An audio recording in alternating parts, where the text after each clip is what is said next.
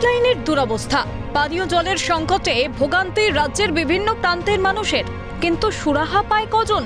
প্রতি মুহূর্তে অভিযোগ ওঠে প্রশাসনিক গাফিলতির। কিন্তু এরই মাঝে ভিন্ন ছবি হাওড়ার 50 নম্বর ওয়ার্ডের লিলুয়া পেয়ারা বাগান এলাকায়।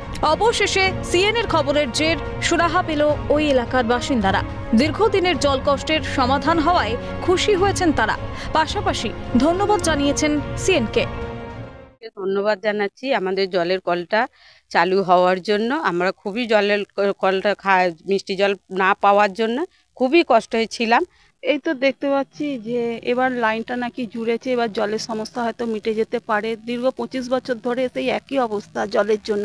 এখান থেকে প্রায় 15 মিনিট পথ হেঁটে গেলে তবে আমরা জল পেতাম। সিএনএনকে এই জন্য আমরা ধন্যবাদ জানাচ্ছি, কারণ জলের সমস্যা আমাদের হয়ে গেছে, মিটে গেছে।